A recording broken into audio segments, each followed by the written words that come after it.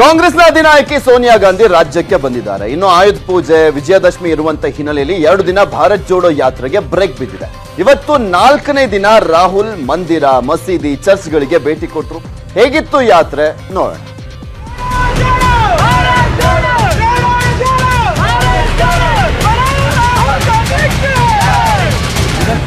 ದಸರಾ ಸಂಭ್ರಮದಲ್ಲಿ ಮುಳುಗಿರುವ ಮೈಸೂರಿನಿಂದ ರಾಹುಲ್ 4ನೇ ದಿನದ ಪಾದಯಾತ್ರೆ ಶುರುವಾಯಿತು. ಮೈಸೂರಿನ ಹಾರ್ಡಿಂಗ್ ವೃತ್ತದಿಂದ ಪಾದಯಾತ್ರೆ ಪಾಂಡವಪುರದವರೆಗೂ ನಡೆದ ಯಾತ್ರೆಯಲ್ಲಿ ಸಾವಿರ ಜನ ಭಾಗಿಯಾಗಿದ್ರು.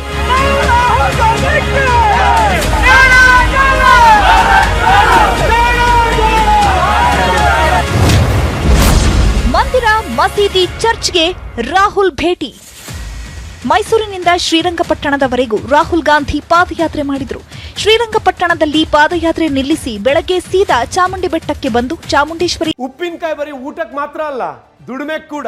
ಇವರು ಉಪ್ಪಿನಕಾಯಿ ಬಿಸ್ನೆಸ್ ಮಾಡಿ ತಿಂಗಳಿಗೆ 5 ಲಕ್ಷ ಸಂಪಾದನೆ ಮಾಡ್ತಾರೆ. ನೀವು ಮಾಡ್ಬೇಕಾ? ಫ್ರೀಡಮ್ ಆಪ್ ಅನ್ನ ಈಗಲೇ ಡೌನ್ಲೋಡ್ ಮಾಡಿ. ದರ್ಶನ ಪಡೆದ್ರು.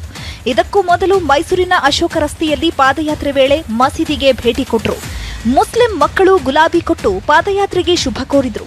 ಮಸೀದಿ ಮುಗಿಸಿ ಮೈಸೂರಿನ ಪುರಾತನ ಸೆಂಟ್ ಫಿಲೋಮಿನಾ ಚರ್ಚ್ಗೂ ಭೇಟಿ ನೀಡಿದ್ರು ರಾಹುಲ್ ಗಾಂಧಿ. ಇನ್ನು ಮೈಸೂರಿನಿಂದ ಮಂಡ್ಯ ಜಿಲ್ಲೆಗೆ ರಾಹುಲ್ ಗಾಂಧಿ ಯಾತ್ರೆ ಪ್ರವೇಶ ಆಗ್ತಿದ್ದಂತೆ ಭರ್ಜರಿ ಸ್ವಾಗತ ಸಿಕ್ತು. ದೇವರ ಕುಣಿತ, ವೀರಗಾಸೆ ಕುಣಿತ, ಡೊಳ್ಳು ಕುಣಿತದ ಮೂಲಕ ರಾಹುಲ್ಗೆ ಮಂಡ್ಯದಲ್ಲಿ ಸ್ವಾಗತ ಸಿಕ್ತು.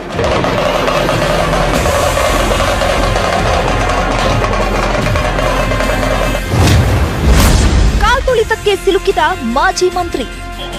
ಮಂಡ್ಯದಲ್ಲಿ ರಾಹುಲ್ ಸ್ವಾಗತದ ವೇಳೆ ನೂಕುನುಗ್ಗಲು ಉಂಟಾಯಿತು.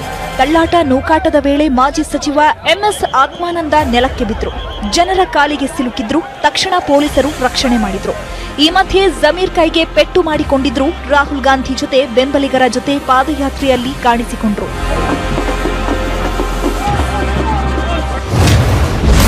ಮಂಡ್ಯ ಜನರ ಕೆಂಗಣ್ಣಿಗೆ ಗುರಿಯಾದ ನಲ್ಪಾಡ್.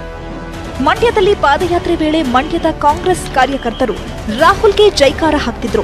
ದಾರಿಗೆ ಅಡ್ಡ ಆಗ್ತಿದೆ, ಸೈಡಿಗೆ ಹೋಗಿ ಅಂತ ನಲ್ಪಾಡ್ ಗದರಿದಾಗ ಜನ ಸಿಟ್ಟಿಗೆದ್ರು.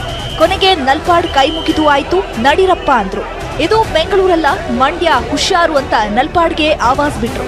ತಕ್ಷಣ ಪೊಲೀಸರು ಮಧ್ಯಪ್ರವೇಶಿಸಿ ಪರಿಸ್ಥಿತಿ ತಿಳಿಗೊಳಿಸಿದ್ರು. 40% ಬಿಜೆಪಿ ಸರ್ಕಾರ ಅಂತ ರಾಹುಲ್ ವಾಗ್ದಾಳಿ. ಪಾಂಡವಪುರದಲ್ಲಿ ಸಂಜೆ 4:30ಕ್ಕೆ ಪಾದಯಾತ್ರೆ ಸಮಾಪ್ತಿಯಾಯಿತು. ಆಗ ವೇದಿಕೆಯಲ್ಲಿ ಬಿಜೆಪಿ ಸರ್ಕಾರ 40% ಸರ್ಕಾರ ಅಂತ ರಾಹುಲ್ ವಾಗ್ದಾಳಿ ಮಾಡಿದ್ರು. कर्नाटक के कॉन्ट्रैक्टर्स ने प्रधानमंत्री को चिट्ठी लिखी, कहा कि कर्नाटक में 40% कमीशन का राज चल रहा है, प्रधानमंत्री ने कोई कार्रवाई नहीं की। तो इस यात्रा का लक्ष्य, ये जो मुद्दे हैं, ये पूरे हिंदुस्तान में इन मुद्दों के लिए लड़ना है। कश्मीर तक की यात्रा है, 3500 किलोमीटर से ज्यादा, और इसमें आपने हमारी मदद की, आप हमारे साथ चले, इसके लिए आप सबको दिल से बहुत बहुत धन्यवाद। और अंत में आप सबको दशहरा की बहुत बहुत शुभकामनाएं। ಇವತ್ತಿಗೆ ರಾಹುಲ್ ಗಾಂಧಿ ಪಾದಯಾತ್ರೆಗೆ ಬ್ರೇಕ್ ಬಿದ್ದಿದೆ. ನಾಳೆ ನಾಡಿದ್ದು 2 ದಿನ ದಸರಾ ಸಂಭ್ರಮ ಇರೋದ್ರಿಂದ ಪಾದಯಾತ್ರೆ ನಿಲ್ಲಿಸಿದ್ದು ಅಕ್ಟೋಬರ್ 6ಕ್ಕೆ ಮಂಡ್ಯದ ಮೇಲುಕೋಟೆಯಿಂದ ಪಾದಯಾತ್ರೆ ಶುರುವಾಗಲಿದೆ. Bureau report, news 18 Kannada.